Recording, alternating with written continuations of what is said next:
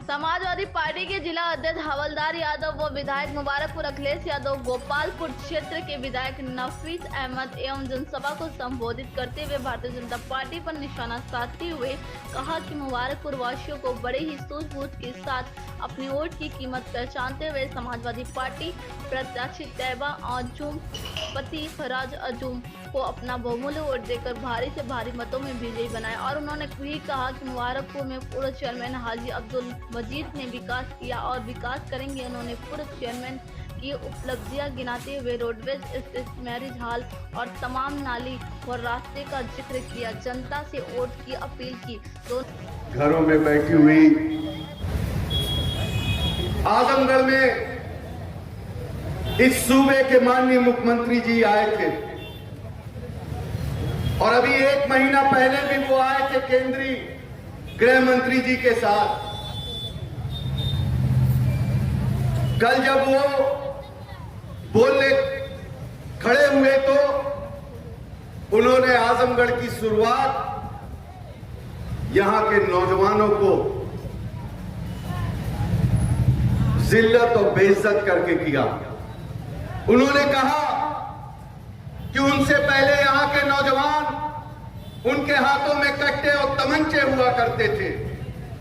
मैं पूछना चाहता हूं नौजवानों से, बताओ ऐ आजमगढ़ के कयूर नौजवानों, क्या आज से इनकी सरकार से पहले आजमगढ़ के नौजवानों के हाथों में तमंचे हुआ करते थे कि आजमगढ़ के नौजवानों के हाथों में इस देश की बुनियाद को मजबूत करने के लिए अपने खून और पसीने को लगाने का काम किया करते थे।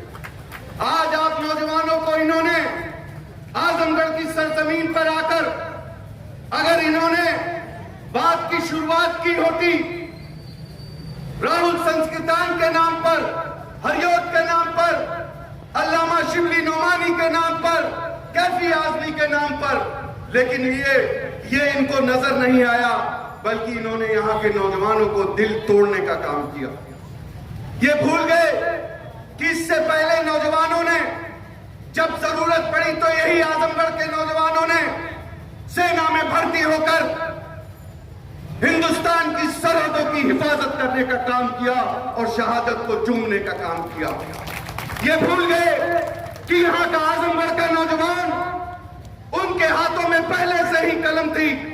आजमगढ़ की पहचान अल्लामा शिबली नोमानी और राहुल संस्कृतान के नाम पे थी, कैफी आजमी के नाम से है। अल्लामा शिबली नोमानी ने पूरी दुनिया में आजमगढ़ का नाम रोशन करने का काम किया। यहां का नौजवान इंजीनियर और डॉक्टर बनके इस प्रदेश और इस देश की खिदमत करने का काम करता। मुझे तो अफसोस होता है कि कुछ लोग कुर्सी की लालच में आकर यहां तक भूल गए, गेरुआ गमछा पहनकर यहां की सड़कों पे टहलने का काम करते हैं, अपने जमीर को मारने का काम करते हैं। क्या आप भूल जाओगे कि इस सरकार ने यहां के नौजवानों के साथ क्या किया? क्या आप भूल जाओगे कि हमारी बहन बेटियों का आज सड़कों पे चलना मुहाल है? आप बताओ चेयरमैनी, मैं ये दावे के साथ कहता हूं, जहां तक मैं जानता हूं मरहूम हाजी यूनुस साहब को, जहां तक मजीद भाई और उनके घर को जानता हूं कि ये अपना सर कटा सकते हैं, लेकिन किसी जालिम हुकूमत के सामने सर नहीं झुका सकते। ऐसी चेयरमैनी को लानत है जो अपने भाइयों के सरों को रोंगते हुए हासिल करना पड़े। मैं जानता हूं कि ऐसी चेयरमैनी को ये लात मारने का काम करते हैं।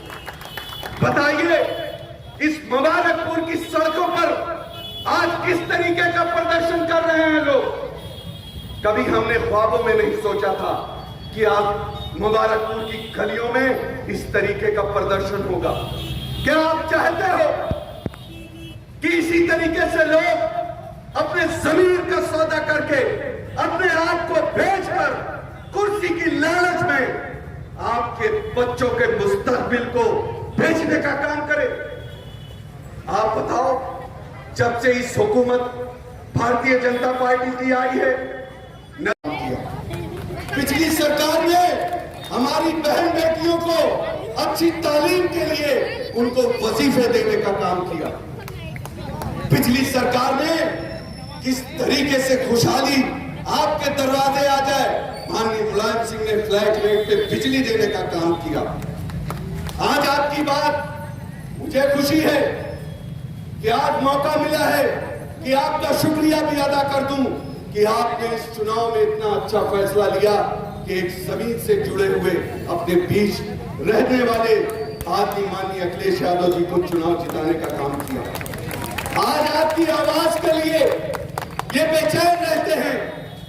आपके मुद्दे कैसे सरकार के सामने मजबूती से रखा जाए, आपकी परेशानियों को कैसे सरकार से लड़कर आपका हक दिलाए, इसके लिए अखिलेश यादव 2 कदम चलने का काम करते हैं। इसलिए हम आपके बीच में आए क्योंकि ये लड़ाई बहुत बड़ी है। क्या जब कुछ भूमाफियाओं ने, सारे लोगों ने उस बुलडोजर को रोकने का काम किया। कहां थे वो लोग जो आप चेयरमैन का दम भरते हैं? पूछना चाहता हूं कि क्या उन्होंने अपने घर से निकलकर मुबारकपुर के लोगों का दर्द को, आपकी लड़ाई, अपने वोट को पट्टी मत देना, वरना आप बताओ कि इतनी मोहब्बत कैसे भाजपा के अंदर जाग गई कि आप ही के बीच के आदमी को प्रत्याशी बना दिया गया। क्या आप चाहते हो कि ऐसी सरकार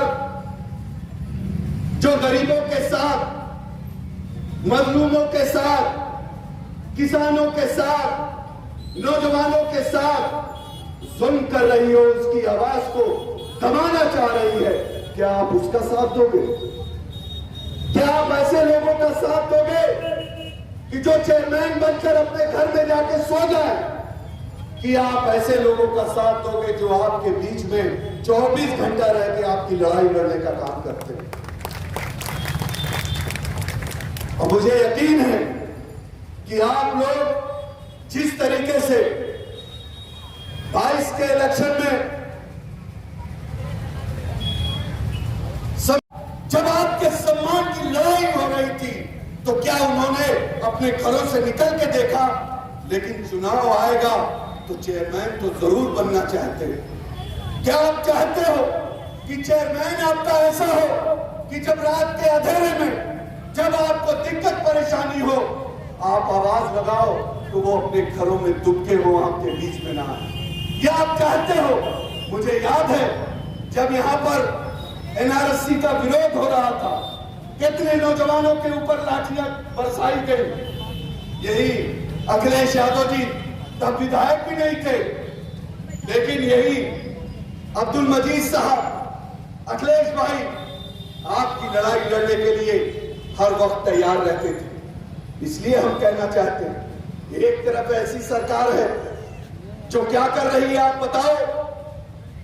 रमजान में क्या हुआ याद कर लेना और पूछना इन भाजपाई लोगों से जो तुमसे ओढ़ के आपके बीच में आ रहे हैं कि सालिम की हुकूमत में आप जुल्म को बढ़ाने के लिए आ रहे हो। पूछिएगा इनसे कि क्या हुआ था, कहां थे आप जब यहां के नौजवानों के ऊपर मुकदमे लगाए जा रहे थे?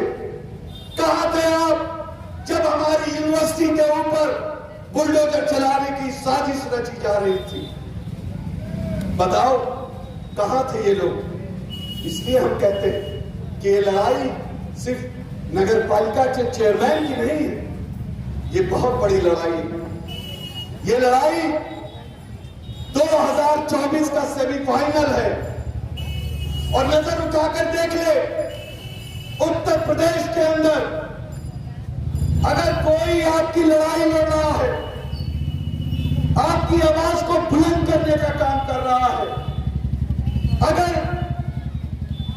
सरकार से आंखें मिलाकर बात कर रहा है, तो उसका नाम अखिलेश यादव है, जो समाजवादी पार्टी के राष्ट्रीय अध्यक्ष।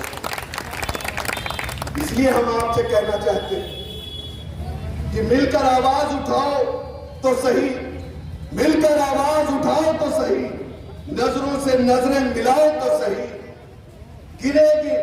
गिरेगी खुद ताश के सोचना, गिरेगी खुद ताश के पत्तों की तरह। इन जुल्म की दीवारों को हिलाओ तो सही। और आप इनको जिताइएगा तो आप जान लीजिए आने वाले वक्त में दिल्ली की सरकार भी समाजवादियों की ही बनने जा रही है। जय हिंद, जय समाजवाद, अखिलेश यादव जिंदाबाद।